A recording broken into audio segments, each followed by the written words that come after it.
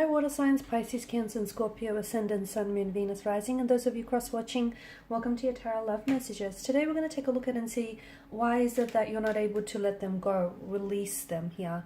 What keeps you still attached or holding on to this person, this romantic energy. This is going to be a general reading, guys, so please just keep that in mind. If you're after a personalized tarot reading with myself, please feel free to reach out and inquire. I will list my email address just below the video here. Otherwise, guys, let's take a look and see what the cards here have to say as to why you're not able to let them go or move on from them.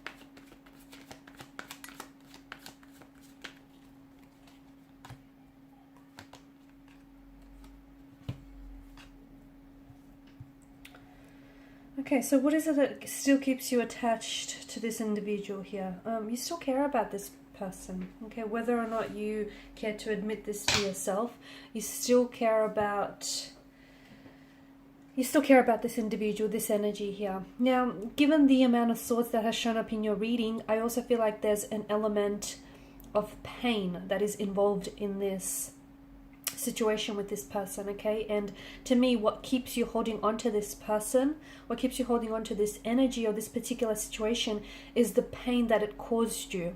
Now, maybe this is someone who just knew how to push your emotional buttons and, get a certain emotional reaction from you. Maybe this is someone who triggered you emotionally, okay? Maybe it's things that they said or the way that they carried themselves, the way that they've treated you here has brought up certain emotional issues for you, emotional trauma or certain emotional issues that you never seem to have properly worked through, okay? There's a lot of pain. For some people, pain is a sense of normality, okay? For some people that grew up in a very toxic environment or who had a very painful upbringing, or people who had, say for instance, they've had experienced a lot of hurt, heartbreak, just a lot of pain and emotional anguish in their relationships. It kind of sets the expectations, even though it's not healthy here, but people are complicated, right? They're never simple. We're all complicated creatures, and even though it sounds unhealthy, but they kind of set the expectation or future expectations that relationships have to be painful, okay? Love needs to be painful, love needs to hurt, love needs to break. They're so accustomed to this notion and they're so used to it that they will purposely seek out individuals who hurt them, or they will purposely seek out toxic energies, toxic situations, toxic relationships, just so that they could become a part of what on some level feels familiar and comforting. And what keeps you attached is the pain, okay? What keeps you holding on is the fact that this person has hurt you a lot. They may have caused you so much pain, so much heartbreak. They may have emotionally triggered you in more ways than one, from what I can see. They may have hurt or said things to you that unfortunately you've never fully processed, or you've never fully dealt with this. So a part of you is still holding on to the pain that they've caused you, or the pain that they resurfaced in your energies, and that's what's keeping you holding on. So if you want for them to release you, or if you want to release them, you're going to have to sit with the pain. I know it sounds painful, guys, and I know it sounds uncomfortable, but I don't know, it probably sounds quite cliche as well, forgive someone or let go of the pain and release them, but that's what you're going to have to do. I can't give you a time frame, I can't give you a timestamp as to how long that might take you. Everyone's journey is unique. Everyone's journey is individual. It's all different. It may take you that much longer or that much shorter than the next person. This is your own unique individual journey here. So you need to heal past pain, past hurt. They may have brought out certain insecurities as well. And even though this person has hurt you so much, you still care about this person. I can see that in your energies. And to me, it feels like you want the best for them, even if that doesn't necessarily involve having you or having them in, in your future here. You still want the best for them here. They've overstepped certain boundaries, and I feel like throughout your connection, this is someone whom you felt as if you constantly had to fight for their love or fight for their attention, or you constantly had to, it's almost like you had to prove yourself to this person. Okay, the right person will know your value and you won't have to convince them of that.